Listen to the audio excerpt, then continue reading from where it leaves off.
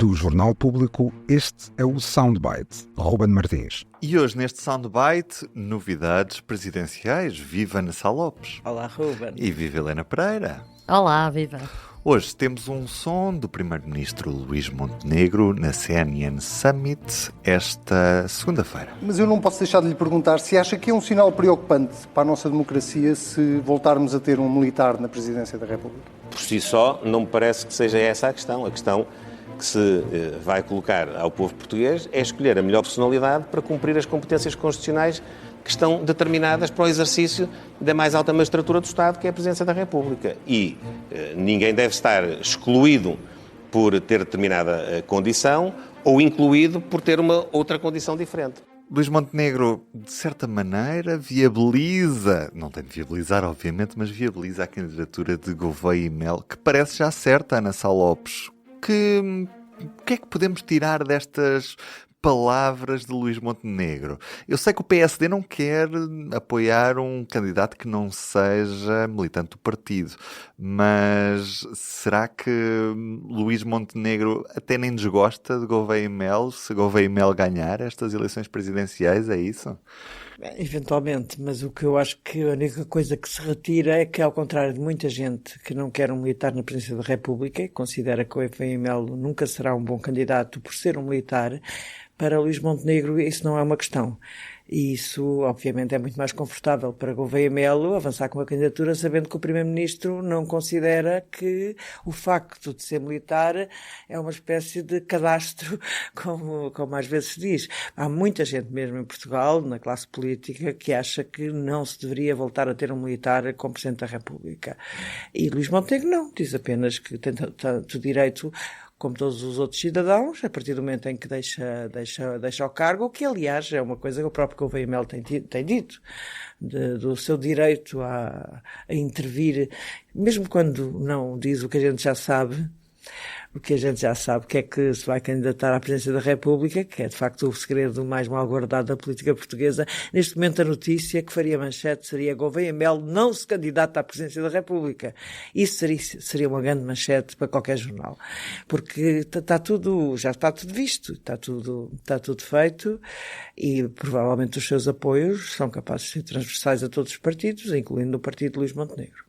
Há quem já dê certo essa apresentação de candidatura para o próximo mês de março. Helena Pereira, era uma candidatura já inevitável, imagino. É uma candidatura que já vem a delinear-se há muito tempo. No início, se calhar, era uma ideia um bocadinho absurda para alguns. Eu estou-me a incluir nesses, alguns. E, portanto, agora é que tem mais força. Estas declarações do Primeiro-Ministro, fiquei surpreendida dele ter respondido sequer esta questão, porque achava que ele ia sacudir um bocadinho, porque claro que todos os militares na reserva ou na reforma têm todos os direitos que as outras pessoas têm, mas vamos imaginar o seguinte: Portugal tem um presidente que foi militar, que é o Almirante, que vai se reunir com os restantes presidentes da União Europeia, dos países da União Europeia. Vai ser um caso singular. Porque, como ainda há pouco tempo alguém me recordava, os únicos casos em que nós temos chefes de Estado com formação militar são as monarquias, não é? O rei de Espanha, o rei Bélgica, Reino Unido, e são porque são obrigados a ter essa formação.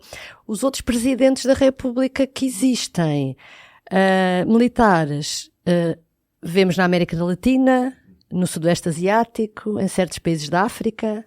De certeza que as reuniões do grupo de reis serão muito mais divertidas, com o militar lá pelo meio. Muito estranho, não é? Mas é bom pensar nisso também nestes termos. Sim, é obviamente estranho, depois da revisão constitucional de 1982, vermos um militar com poder. Isso, sem dúvida que é estranho. E como é que seríamos vistos pelos outros, não é?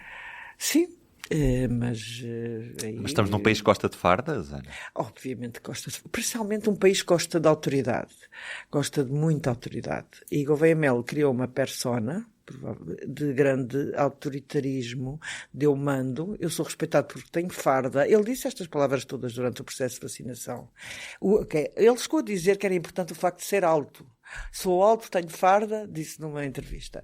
Portanto, ele sempre criou esta persona. Ele acha que o seu tom autoritário, sem dúvida, aliás, ele foi autoritário quando foi a questão dos navios, do barco. Do navio Mondego. Do navio Mondego. E que é uma coisa que, olha, é engraçado que os militares não esquecem e apontam-no como uma falha dele, porque acharam que o que ele fez foi ao Funchal, fazer um puxão de orelhas àquela guarnição que foi filmado pela televisão. Exatamente. E os militares entendem que aquilo foi um ato de humilhação gratuito, porque não é assim que um militar se deve comportar. Mas eu acho que esse ato de humilhação fazia parte da campanha presidencial. Eu acho que tudo o que Gouveia Mel tem feito nos últimos tempos, ainda durante o tempo em que era o responsável das vacinas, fazia parte, que tinha como um segundo objetivo, que alguém lhe meteu na cabeça, ou que ele próprio começou a... E nas entrevistas sucessivas que foi dando. Agora, há aqui um problema que é, Gouveia Melo tem o apoio do Chega. Gouveia Mel, nós não sabemos o que pensa Gouveia Mel sobre quase nada. A única entrevista onde ele abriu um bocadinho o seu pensamento foi numa recente RTP.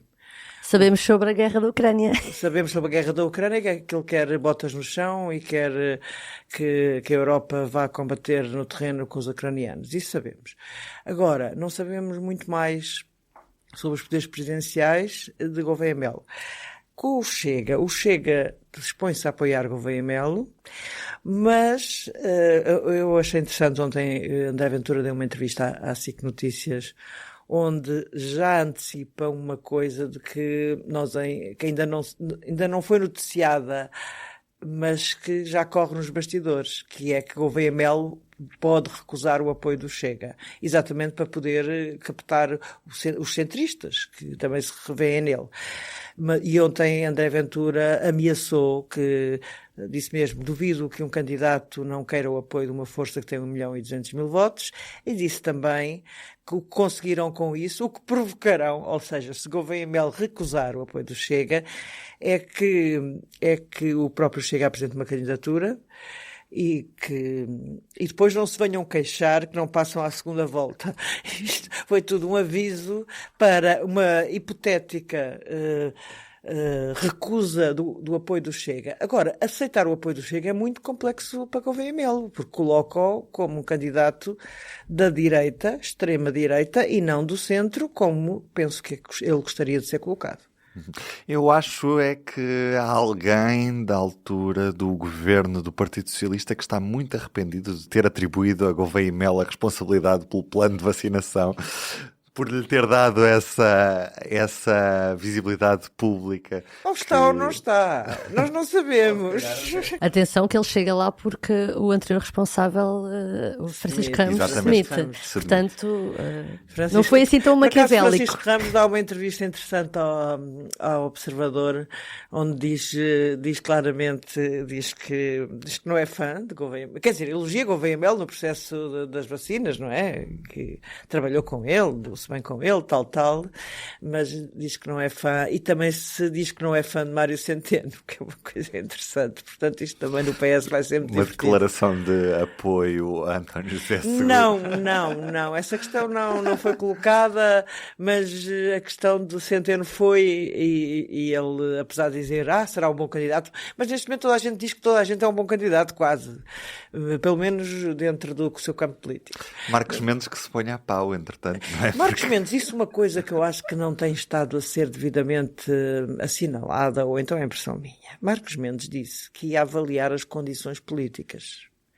Portanto, não é só avaliar se está disponível essa família, se ele usava aquela expressão, se eu posso de facto acrescentar alguma coisa ao país.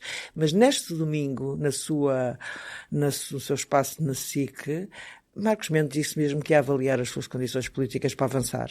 Portanto, eu já tive mais certa aquela frase, vou avaliar as condições políticas, já estive mais certo.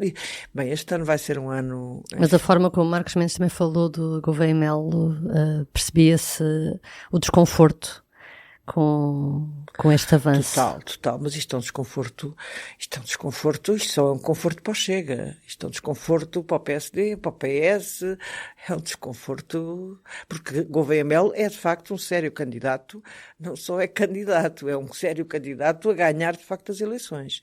Portanto, para conseguir que haja uma segunda volta, ele lidera as sondagens há algum tempo, obviamente que essa liderança também não é a 50%, estamos a falar de números mais baixos, 20%, por aí, mas isto não vai ser uma brincadeira de meninos, não vai. E muito provavelmente vai resultar numa segunda volta que não acontece desde 1986. Mas olha, não, uma segunda volta por um lado ia ser bom, porque ia permitir uma agregação de partidos que à partida não iriam estar do mesmo lado e pode gerar essa relação de forças que é engraçado numa altura em que as coisas estão tão divididas. E nós gostamos tanto de noites eleitorais, ter 2 em 15 dias é sempre bom. Maravilha. Um beijinho, até amanhã. Até amanhã. O Soundbites é um programa de Ana Sá Lopes, Helena Pereira e Ruben Martins. A música original é de Ana Marques Maia. Siga o podcast na sua aplicação preferida para não perder os novos episódios. O público fica no ouvido.